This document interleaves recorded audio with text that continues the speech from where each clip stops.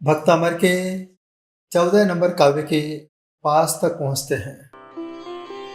यह काव्य आधि व्याधि नाशक, दुर्घटना निवारक, आपके अंधेरेपन को मिटाने वाला, उजाले का रास्ता दिखाने वाला यह काव्य है। इसे हम पढ़ें कैसे? पहले हम चाहते हैं इसे आप पहले शुद्ध कर लीजिए। देखिए, सामने बोर्ड को देखिए पूरे मनोभावना के साथ और एक एक शब्द को पूरे ध्यान से देखिए। मैं चाहता हूँ जब आप यहाँ ध्यान से देखेंगे तो यह काव्य आपके ऊपर ध्यान देगा और आपको संसार के कष्टों से बाहर निकालेगा। चलिए हम इस काव्य का शुद्धिकरण करते हैं। बोलिए, संपूर्ण मंडल शशांक कला कला। पूरे विचारों के साथ पूर्णिमा के चांद को निहारते हुए, महसूस करते हुए एक बार फिर संपूर्ण मंडल शशांक कला कला। शुभ्रा शुभ्रा गुणास्त्रिभुवनम तब लंघयन्ति लंघयन्ति। शुभ्रा गुणास्त्रिभुवनम तब लंघयन्ति। ये संश्रितास्त्रि जगदीश्वर, ये संश्रितास्त्रि जगदीश्वर नाथमेकम। एक बार फिर, ये संश्रितास्त्रि जगदीश्वर नाथमेकम। कस्तान निवारयति संचरतो यथेष्टम। कस्तान निवारयति संचरतो यथेष्टम। एक बार फिर से, संपूर्ण मंडल शशांक कला कला पर। शुभ्रा गुणास्त्रिभुवनम तब लंघयन्ति। ये संश्रितास्त्रि जगदीश्वर नाथमेकम। कस्तान निवारयति संचरतो यथेष्टम। संगीत के साथ सुनिए। संपूर्ण मंडल शशांक कला कलाप। शुभ्रा गुणास्त्रिभुवनम तब लंघयन्ति। ये संश्रितास्त्रि जगदीश्वर नाथमेकम।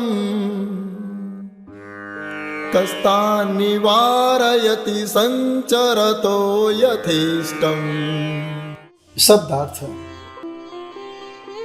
त्रिजगदीश्वर, हे तीन जगत के ईश्वर, तब आपके संपूर्ण मंडल शशांक, पूर्ण चंद्रमंडल, कला कलाप, कला समूह समान, शुभ्र उज्ज्वल, गुण गुण, त्रिभुवनम तीन लोकों को, लंघयन्ति उल्लंघन करते हैं। ये जो एकम एकमात्र, नाथम आप जैसे स्वामी का, संश्रिता आश्रय लेते हैं, तान उन्हें, यथेष्टम स्वेच्छानुसार, संचरता विचरण करने से, कहा कौन निवारयति रोक सकता है। हे तीन जगत के ईश्वर, आपके पूर्ण चंद्रमंडल, कला समूह समान उज्ज्वल, गुण तीन लोकों को उल्लंघन करते हैं। जो एकमात्र आप जैसे स्वामी का आश्रय लेते हैं, उन्हें स्वेच्छानुसार विचरण करने से कौन रोक सकता है। मानतुंग आचार्य इस काव्य के माध्यम से कहना चाहते हैं, आपके अच्छे परमाणु पूर्णिमा के चांद हो गए। संपूर्ण मंडल शशांक कांतन चंद्रमा की कांति के समान हो गए। शुभ्रा गुणा श्रीभुवनम तव लंघयन्ति ये संस्कृता से जगदीश्वर नाथ नेकम कस्तान वार्यति संचरतु यथिष्टम। अब कोई आपका आश्रय लेता है, आपका सहारा लेता है, आपके सहारे चलने का प्रयास करता है, तो वह त्रिभुवनम तव लंघयन्ति 3 लोकों में विचरण करता है। यथिष्टम स्वेच्छानुसार उसे कोई रोक नहीं सकता है। यह भगवान के सहारे जो जीता है। इसलिए हमारे जैन आगम में 4 शरण हैं। अरहंते शरणम पवज्जामि, सिद्धे शरणम पवज्जामि, साहु शरणम पवज्जामि, केवली पर्णतम धम्मम शरणम पवज्जामि। तुमरी नीक सुदृष्टते जग उतरत है पार, हा हा डूब्यो जात हो नेक निहार निकार। हे प्रभु आपकी दृष्टि पड़ जाए तो हमारी सृष्टि बदल सकती है, हमारा जीवन बदल सकता है। यह चांद पूर्णिमा को निकलता है, उसके बाद धीरे धीरे घटता चला जाता है। लेकिन हे प्रभु आप तो पूर्णिमा के चांद से भी तेजस्वी ज्यादा हैं। लेकिन जो आपको ही पूर्णिमा का चांद मान करके चलता है तो दुनिया की कोई ताकत उसे रोक नहीं सकती है। जब कभी आप यात्रा पर निकले, आपको रास्ते में दिगंबर साधु दिख जाएं, आप अपनी गाड़ी को वहीं रोक देना। रोकने के बाद उनकी वंदना करना, परिक्रमा लगाना, नमन करना, आगे की यात्रा के बारे में निवेदन करना कि मेरी यात्रा सानंद संपन्न हो, तो आपकी यात्रा में किसी प्रकार का कोई विघ्न नहीं आएगा। आपने सुना होगा जब महाभारत में श्री कृष्ण अर्जुन को रथ पर बिठा करके युद्ध के मैदान में ले जा रहे थे, उसी समय प्रातःकाल एक संत उन्हें दिखाई दे। अर्जुन ने श्री कृष्ण से पूछा, हे तात, आज हमने प्रातःकाल ऐसी नग्न मुद्रा को देखा है, इसका क्या मतलब है? तब श्री कृष्ण ने कहा, हे अर्जुन, यदि किसी कार्य के शुभारंभ में कोई दिगंबर संत का विहार होता हुआ, दिगंबर संत साधना करते हुए, दिगंबर संत प्रवचन करते हुए दिख जाएं, तो ये मान के चलना अब हमारी यात्रा पूर्णता की ओर है। अब हमें युद्ध में विजय प्राप्त होने वाली है। जिसने आत्मा पर विजय प्राप्त की है उसे जो देख लेता है वह तो संसार में विजय अपने आप प्राप्त कर लिया करता है। यह बात महाभारत के अंदर उल्लेखित की जाती है। यह आपका बड़ा पुण्य है, आपका बड़ा सौभाग्य है कि आपको इस पंचम काल में चलते फिरते सूर्य के दर्शन हो रहे हैं, चलते फिरते संतों के दर्शन हो रहे हैं, चलते फिरते शीतलता की मूर्ति चांद के दर्शन हो रहे हैं। ये आपका सबसे बड़ा सौभाग्य है। बड़े बड़े विद्वानों को संत के दर्शन नहीं मिले, लेकिन आज आप इतने सौभाग्यशाली हैं तो स्वयं संत चल के आपको दर्शन देने के लिए आ रहे हैं। यहाँ पर चंद्रमा की बात है। जैन आगम में कहा जाता है जो चंद्रमा होता है वह इंद्र है और उसका एक परिवार है। इस परिवार में एक सूर्य है, 28 नक्षत्र हैं, 88 ग्रह हैं और 66,900 कोड़ा कोड़ी तारे हैं। इतना बड़ा चंद्रमा का परिवार है और चंद्रमा से ही सागर में हलन चलन होती है। चंद्रमा से ही पता चलता है कि आपकी राशि कौन सी है, आपका जीवन किस प्रकार का चलने वाला है। यह संसार की व्यवस्था है कि जो परमात्मा के सहारे को लेकर के चलता है उसी जीवन में किसी प्रकार की रुकावट आ नहीं सकती है। पारसनाथ परमात्मा ने जब नाग नागिन को तड़पते हुए देखा, कोई भी रास्ता नहीं दिख रहा था, उस समय पारस कुमार ने उन्हें नमोकार सुनाया। वो चाहते तो जीवन दान भी दे सकते थे, लेकिन उन्हें पता था आने वाले समय में और भी इन्हें ऐसे तापसी सताएंगे कि चलो त्रियंच प्रयास से इस जीव का छुटकारा हो सके। इसलिए उसी समय नमोकार सुनाया और उन्हें धर्मेंद्र और पद्मावती बना दिया। यह परमात्मा का उपकार है।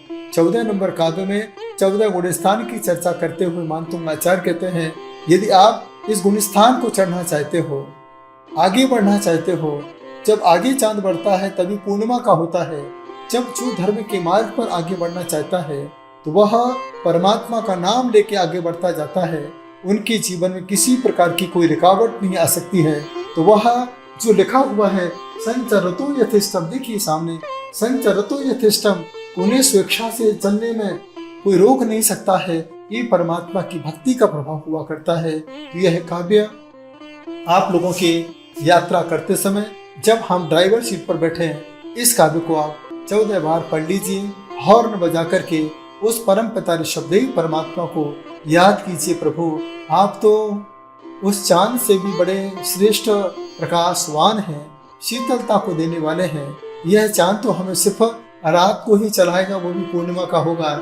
लेकिन हे प्रभु आप तो त्रिलोकीनाथ हैं, 3 लोक के चांद के जैसे प्रकाशवान हैं। जो आपका नाम लेके चलता है तो वह इस लोक में ही क्या 3 लोक में भी आनंद के साथ परिभ्रमण कर सकता है। उसे दुनिया की कोई ताकत रोक नहीं सकती है। तो आप इस काव्य की आराधना करते हुए अपनी यात्रा प्रारंभ करें। यात्रा प्रारंभ करने के बाद यदि आप चाहते हैं कि मेरी आत्मा की यात्रा प्रारंभ हो जाए, तो आप बस प्रातःकाल गहरी श्वास लेते हुए पूरे मनोभाव के साथ भगवान के जैसा पद्मासन लगा लीजिए और जहां आप बिंदी लगाते हैं यहाँ पर महसूस कीजिए चांद, एकदम शीतल चांद, पूर्णिमा का चांद। और धीरे धीरे इस चांद को गहरी श्वास लेते लेते बढ़ता हुआ देखिए किस प्रकार से वह चांद बढ़ रहा है। महसूस कीजिए बढ़ते बढ़ते पूरे चेहरे पर आ चुका है, बढ़ते बढ़ते पूरे शरीर पर। शरीर चांद के अंदर, वह चांद पूरे शरीर को प्रकाश ही प्रकाश दे रहा है, ऊर्जा ही ऊर्जा प्रदान कर रहा है। महसूस कीजिए गहरी श्वास लेते हुए चारों तरफ शीतलता ही शीतलता है। सारे नक्षत्र टिमटिमाते हुए तारे दिखाई दे रहे हैं। इस सृष्टि को यह चांद प्रकाश ही प्रकाश दे रहा है। महसूस कीजिए जिनके जीवन में बार बार कोई भी काम करते करते रुकावट आ जाती है, आज विचार करें कि मेरी सारी रुकावट खत्म हो गई है और मेरे जीवन की यात्रा प्रारंभ हो चुकी है और मैं परमात्मा के नाम के साथ अपने जीवन की यात्रा को प्रारंभ कर रहा हूँ। महसूस कीजिए गहरी श्वास लेते हुए आपकी यात्रा चल रही है। 3 लोकों की हम यात्रा कर रहे हैं। स्वर्ग का दृश्य देख रहे हैं, अधोलोक में सभी नारकियों को देख रहे हैं, मध्य लोक की सारी व्यवस्थाओं को देख रहे हैं। सब कुछ देखने के बाद मैं अपने आप को देख रहा हूँ, अपने आप को देख रहा हूँ। महसूस कीजिए अपने आप को देख रहा हूँ। धीरे धीरे अपने में लौटिए, असीम शांति का अनुभव कीजिए। अपने आप में शीतलता का एहसास कीजिए। गहरी सांस एक और लीजिए, मुस्कराते हुए दोनों हाथों को फैला लीजिए, एक चांद का आकार दीजिए और धीरे धीरे समेटते हुए धीरे धीरे अपने चेहरे का स्पर्श कर कीजिए, पूरे शरीर का स्पर्श कीजिए, हाथों का पैरों का स्पर्श कीजिए और धीरे धीरे महसूस कीजिए संचरतो यथेष्टम। विचरण कर रहे हैं अपने मन से, ये आनंद है और इसका छोटा सा मंत्र है। इस मंत्र का आप उच्चारण करेंगे। ओम ह्रीं अर्हं नमो विवुलमदीणं झ्रौं झ्रौं नमः स्वाहा। मंत्र जाप है ओम ह्रीं नमो भगवती गुणवती महामानसी स्वाहा।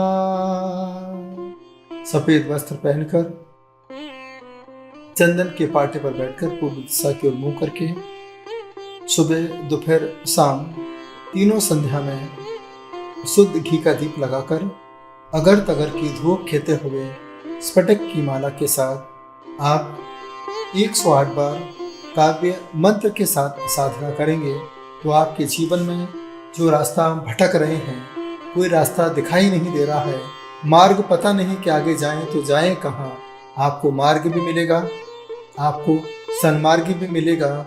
यही सन्मार्ग आपको संयम की मार्ग पर ले जाकर के गुण स्थान को बढ़ाते बढ़ाते आपको 14 गुण स्थान से आगे निकाल देगा और आपकी आत्मा का कल्याण करेगा। मनोयोग के साथ सुना, अनुग्रहित हो। सभी को हमारा बहुत बहुत आशीर्वाद।